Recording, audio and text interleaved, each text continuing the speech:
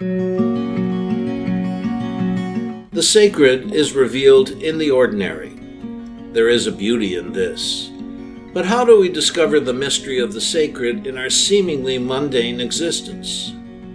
Welcome to Revealed, a podcast sponsored by Resurrection Catholic Parish in Green Bay, Wisconsin. Let's join our hosts, Katie McAllister and Tony Pickler, as they explore the lives of people, organizations, and resources that will help us delve into the sacredness of the ordinary.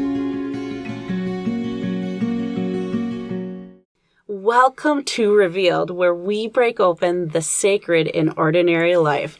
I'm Katie. And I'm Tony. And we are back after a little bit of a hiatus. We were taking a break doing more of our Auditio Divina podcast, but we're back with our Revealed podcast. Right, Tony? Right. After 6 weeks of Lent and recording on all of those other podcasts, it's so great to be back in studio doing Revealed. And it's really great because we have another person in here. It's not just you.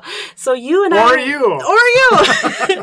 But we are on our rotation between a special guest telling their story. We have focusing on a organization and our spiritual practice. And for today's podcast, we are focusing on organization. So Tony, can you kind of give us a little bit of introduction to our guest and the organization? Right. Today we are focusing on Unity Hospice, which is located in De Pere, and they do such amazing work with people in the last stages of life, with their families, their relatives, their friends, and then afterwards in terms of working with grief. And so today we have a really special guest. I'm so privileged to be able to introduce her, Jenny Boeckman. I've known Jenny for a long time, since she was way back in college days. Now she's grown up and she's doing great work at Unity Hospice. Jenny, welcome to Revealed. Thanks for having me. So Jenny, can you just give us a little bit of who you are? Who is Jenny? And then what is Unity Hospice for those that maybe aren't familiar with it? Wonderful. Well, like Tony shared, we got to know each other when I was in college. And so I actually went to St. Norbert, got my bachelor's in psychology and religious studies, and did some time in youth ministry, then found myself in graduate school for counseling. And that's really what I wanted to do. I wanted to help people.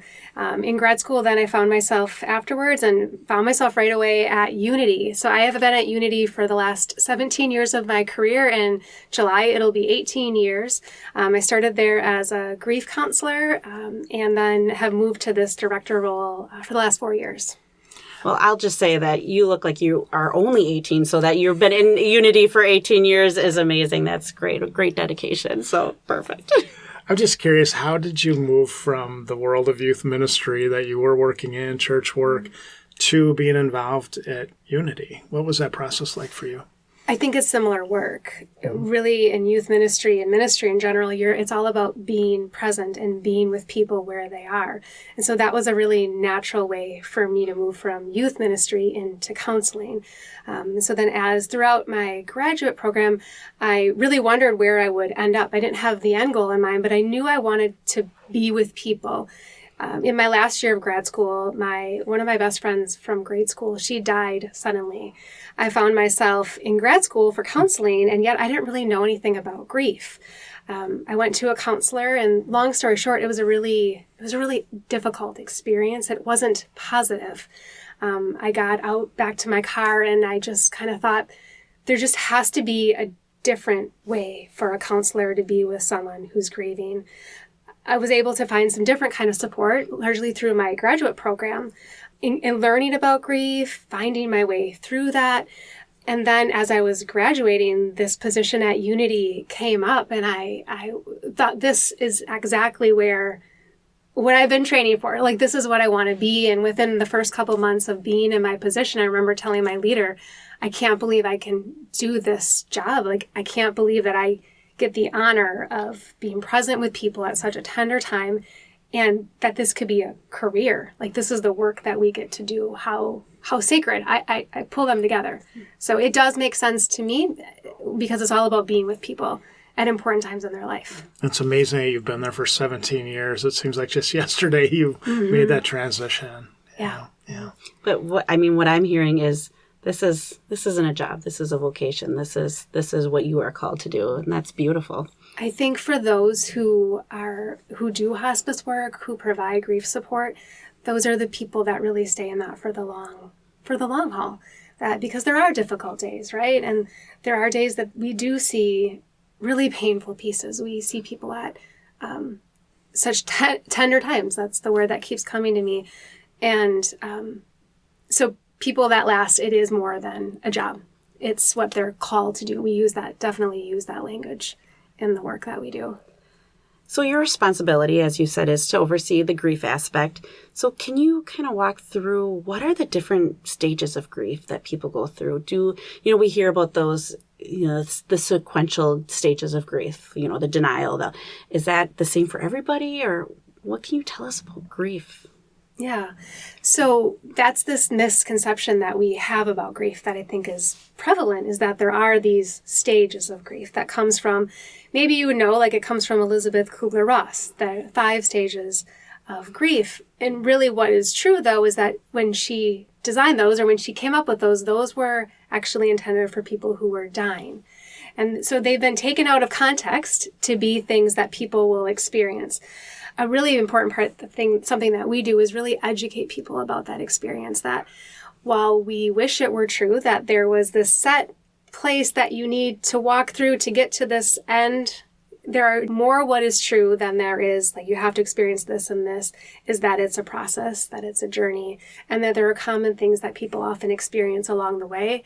It's not something that we resolve. It's not something that we eventually get to this other place, but we find our way through it. The only way through is through it. So your initial question, though, was what are some common things that people experience? So everyone will experience that differently, but there are things that people will often experience. Oftentimes there's things that people maybe wouldn't even associate with grief. So like when you think about someone died, well, you might think, well, I'll be sad, like I'll cry.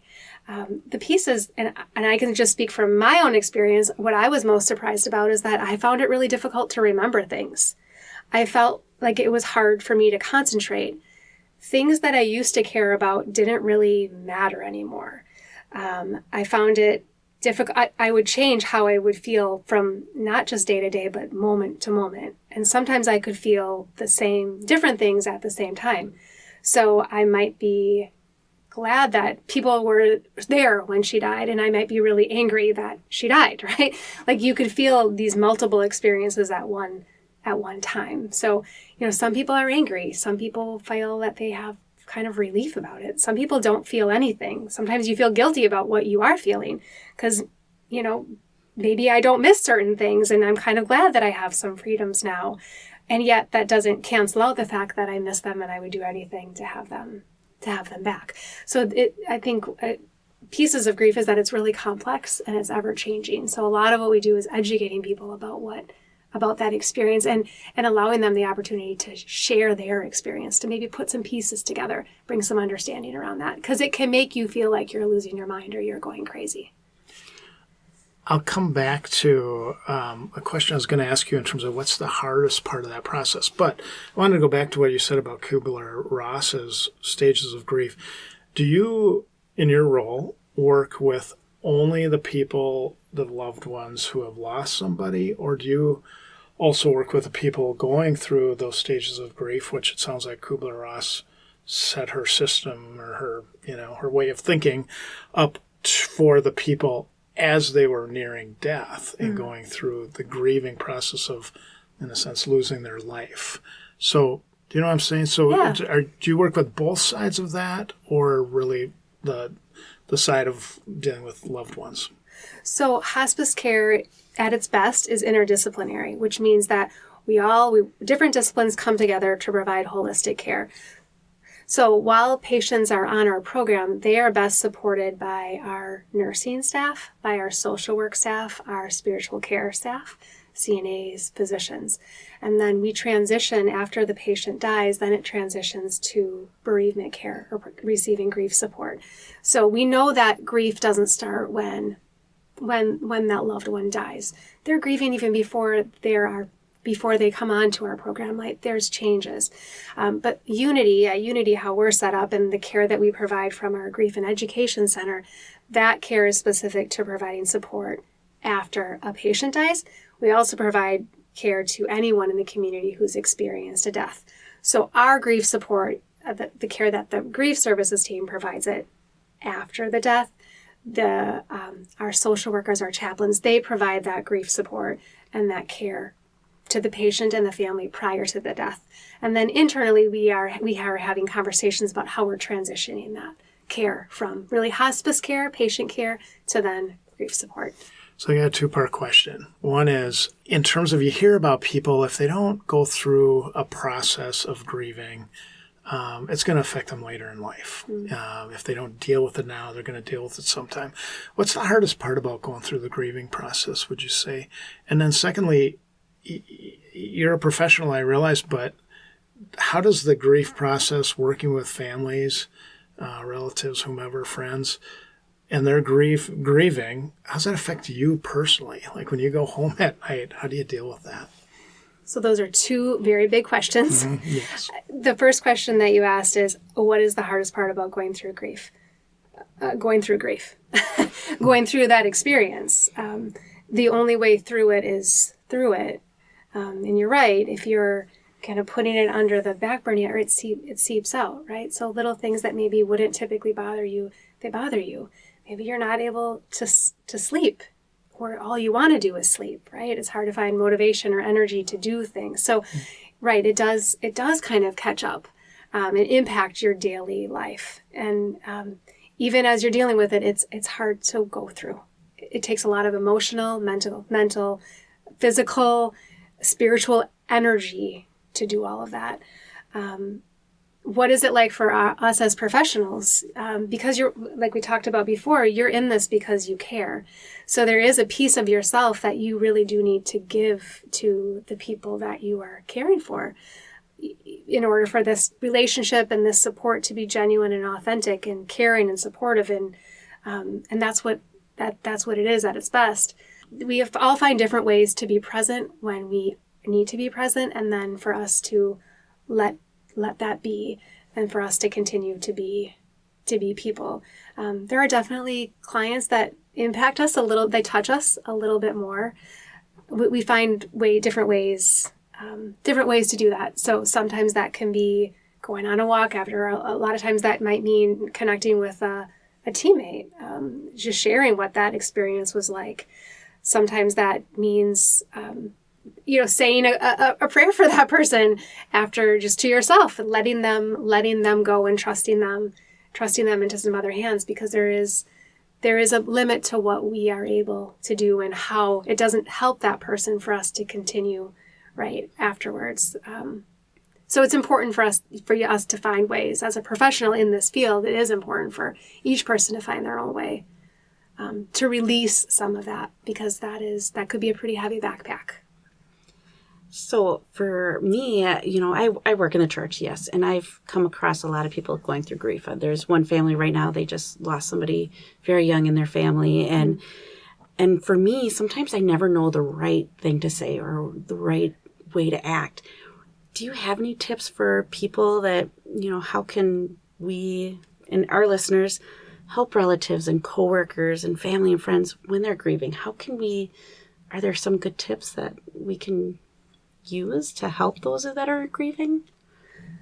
So I think the first thing is to have realistic expectations on ourselves when we're providing that support.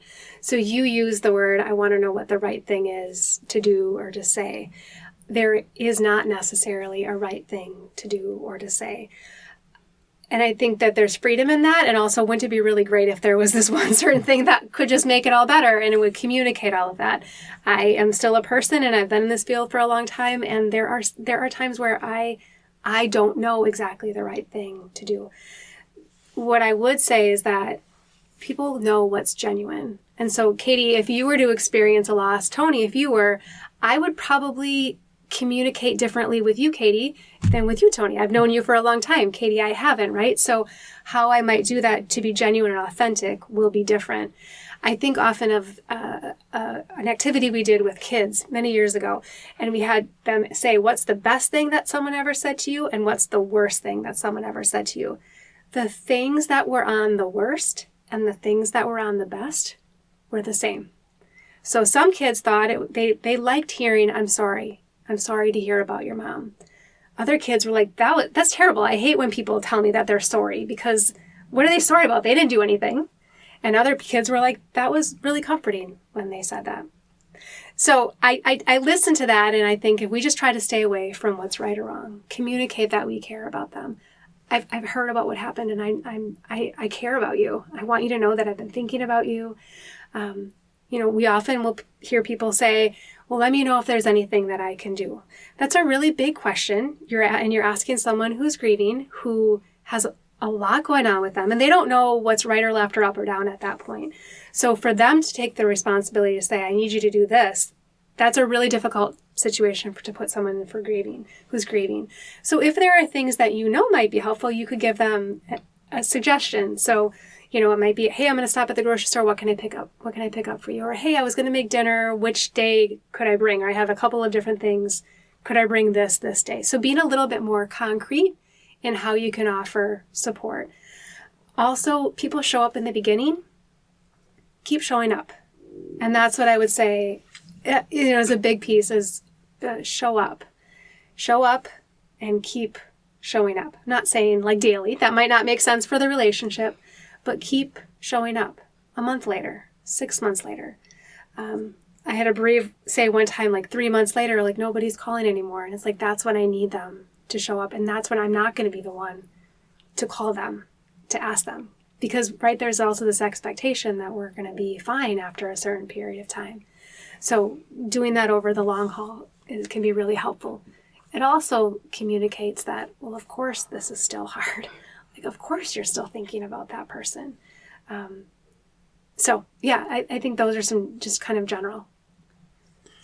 I know you guys have a really great staff over at Unity, and yet, as we focus on organizations with Revealed podcast here, are there ways that community members, parishioners here or other community members out there can get involved in Unity and the work of Unity? Is there a way to volunteer in some way?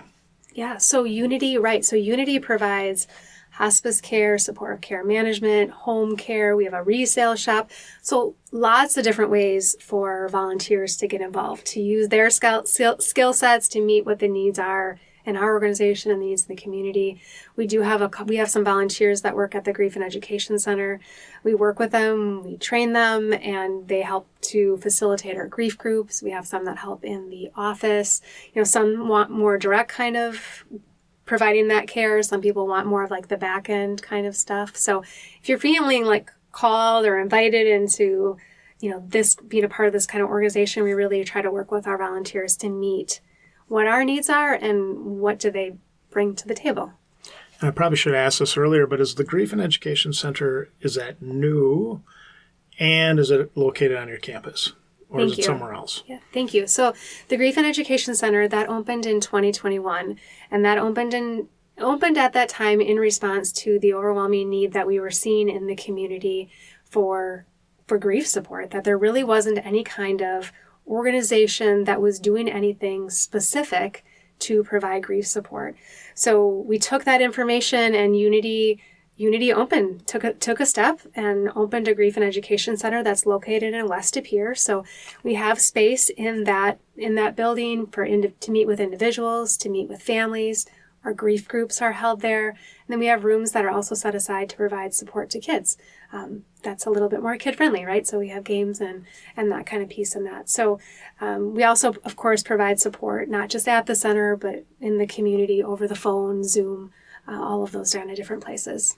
So somebody that wanted to utilize the Grief and Education Center, did they have to have somebody that went through Unity, or is it open to anybody, even if they don't have a tie to Unity? Our Grief and Education Center is open to anyone who's experienced a death. So the grief support that we provide is specific to grief following a death. And like I said, it's open to anyone who's experienced a death. And we don't charge for any services that we provide to individuals and families.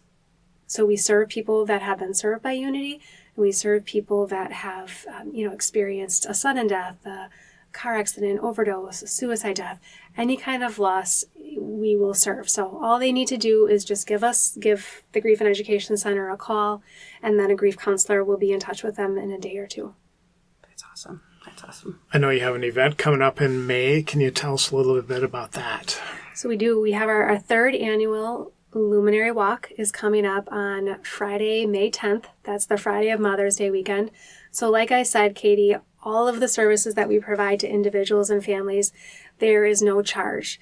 What allows us to do that and provide that service, which is such a gift at such a tender time for when people are connecting with us, is that we rely on donations, grants.